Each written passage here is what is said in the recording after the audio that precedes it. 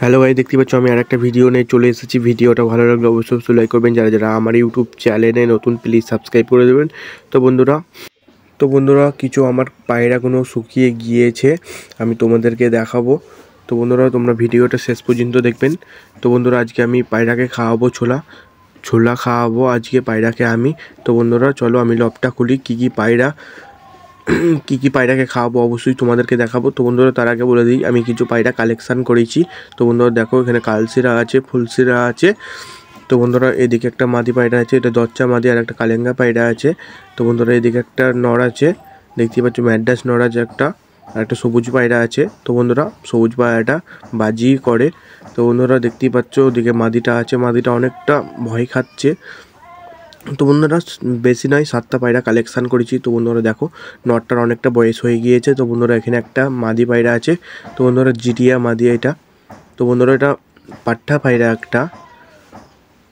তো বন্ধুরা দেখতেই পাচ্ছ সব পায়রা চুপচাপ হয়ে আছে। তো বন্ধুরা দেখতেই পাচ্ছ আমি মাদিটাকে বার করে নিয়েছি। তো বন্ধুরা পায়রাটা একটু তো বন্ধুরা এসব পায়রাগুলো শুকিয়ে গিয়েছে তোমরা দেখো। তো বন্ধুরা এসব পায়রাকে ভালো দম করতে 3-4 ঘন্টা দম করতে, এখন দম করতে পারে না, এই কারণেই। তো বন্ধুরা শুকিয়ে গিয়েছে। তো বন্ধুরা তোমরা ছোলা ভিজিয়েও খাওয়াতে পারো, কাঁচাও খাওয়াতে পারো, প্রতিদিন ডেইলি খাওয়াবে। তো বন্ধুরা তারপরে দম করবে। এসব পায়রা 3-4 ঘন্টা নিভাবনায় দম করে। তো বন্ধুরা দেখতেই পাচ্ছ এটা হচ্ছে একটা মাদি পায়রা, কালশিরা মাদি। তো বন্ধুরা এটা একটা জিরিয়া মাদি পায়রা এটাও। এসব পায়রাগুলো ভালো দম করতো এর বাবা মারা। এটা এখন পাঠা নতুন কালেকশান করেছি এইসব পায়রাগুলো। তো বন্ধুরা দেখো এসব পায়রাগুলো শুকিয়ে গিয়েছে, এ এখন আর দম করতে পারে না, 2 ঘন্টা এরম দম করে। এর আগে 3-4 ঘন্টা দম করছো। এর 10 পর কভার করেছিল সবে। তো বন্ধুরা দেখতে পাচ্ছ এখানে একটা মাদি আছে, দচ্চা মাদি, ছাপকা এগুলোকে বলে, ছাপকা পায়রা। দেখো এইসব পায়রাগুলো শুকিয়ে গিয়েছে, দেখো কত ছটপট করছে, নতুন পায়রা সব।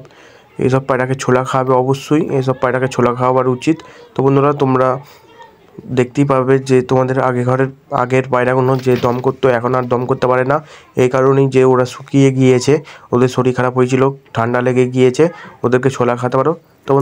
তো বন্ধুরা কিছু পায়রা শুকিয়ে গিয়েছে, আগে যেরকম দম করতো এখন দম করতে পারে না এইসব পায়রাগুলো। তো বন্ধুরা তোমরা টানা কিছুদিন ছোলা খাওয়াবে, দেখবে সব ঠিকঠাক হয়ে গেছে। তো বন্ধুরা আর একটা বিষয় লক্ষ্য করবে যে দেখবে, তো বন্ধুরা দেখবে বুকের মধ্যে একটা কাঠ থাকে, কাঠটা শুকিয়ে যায়। তো বন্ধুরা এই কারণেই ওরা ঠিক মতন খাওয়া দাওয়া করে না, নোংরা খায়। তো বন্ধুরা বেশিরভাগ দেখবে পাঠাতে সত্যি হয় ছোটো ছোটো বাচ্চাদের, তখন ওর মারা খাওয়ায় না, তখন দেখবে পায়রাগুলো শুকিয়ে যায়, পেটটা দেখবে ভরে আছে, আর কাঠটার গাছটা দেখবে শুকিয়ে গিয়েছে। তো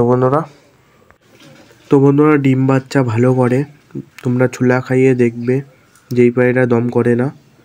তো বন্ধুরা কিন্তু তোমাদেরকে লিমিটের মধ্যে খাওয়াতে হবে।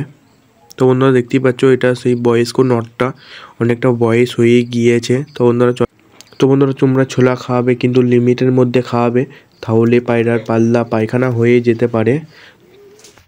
ছোলার মধ্যে অনেকটা প্রোটিন আছে। তো বন্ধুরা একটা বিষয় লক্ষ্য করবেন, যারা জিম করে, যারা ওই ছোলা খায় ভিজিয়ে, কাঁচা, এসবগুলো খায়, রাতে ভিজোতে দেয়, সকালবেলা হলে খায়।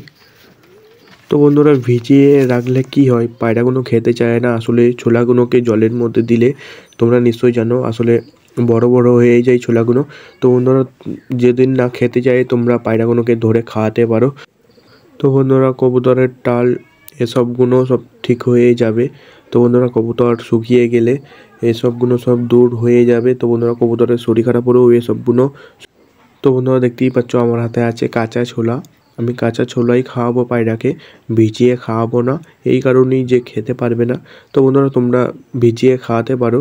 তো বন্ধুরা 10টা-15টা মতন খাইয়ে দিতে পারো না খেতে পেলে। তো বন্ধুরা তোমরা ছোলা খাওয়াবেন, তো বন্ধুরা পায়রাগুলো মোটাও হবে, শরীর স্বাস্থ্যও হবে। তো বন্ধুরা চলো আশা করি তোমাদেরকে বোঝাতে পেরেছি। তো বন্ধুরা ভিডিওটা শেষ পর্যন্ত এসে গেছে, ভিডিওটা ভালো লাগলে অবশ্যই সাবস্ক্রাইব করে দেবেন। আর যারা